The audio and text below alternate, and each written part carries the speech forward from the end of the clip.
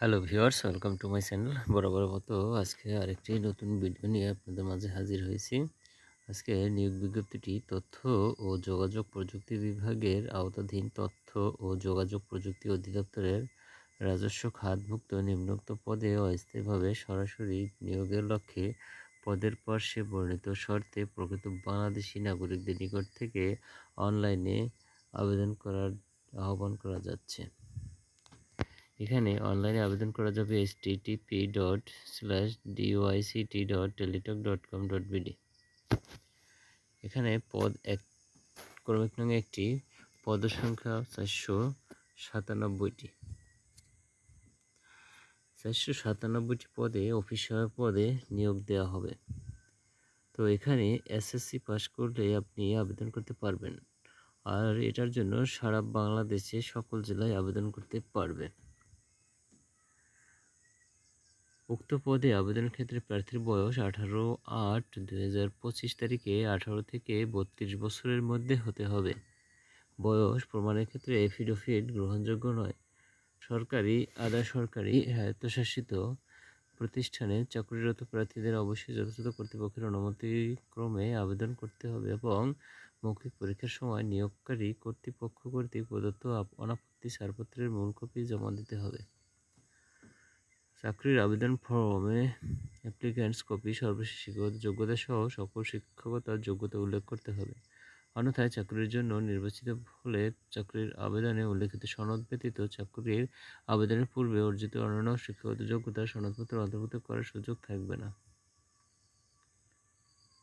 এছাড়া কোটা অনুসরণ করা হবে সর্বশেষ বিধি মোতাবেক।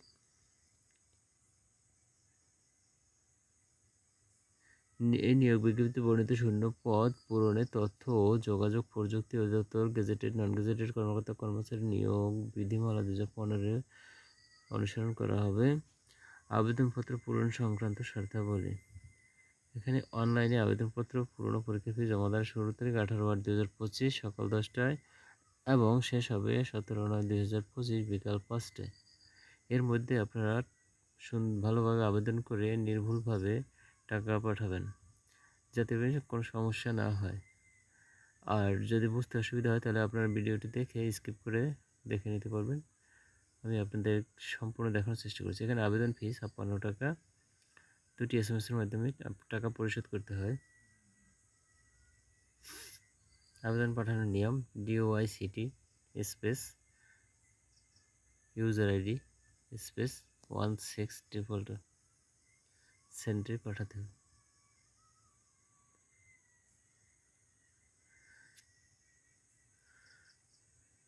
তো এখানে ডিক্লারেশন দিতে হবে আপনাকে। আসলে সত্যিকার অর্থে সকল সঠিক তথ্য আপনাকে এখানে দিতে হবে। সঠিক তথ্য দেওয়ার যদি কোনো অসুবিধা বা দিতে কোনো অসুবিধা হয় বা যদি সত্য পরিচয় গোপন করেন তাহলে পরবর্তীতে আপনাকে চাকরি থেকে বরখাস্ত করা হবে, আর আপনি চাকরি পাবেন না। আপনার যত কোটার, মুক্তিযুদ্ধ কোটা বা বীরাঙ্গনা কোটা এগুলো থেকে থাকে তাহলে অবশ্যই আপনাকে সেটা যথাযথ প্রমাণ সাপেক্ষে কাগজপত্র দাখিল করতে হবে।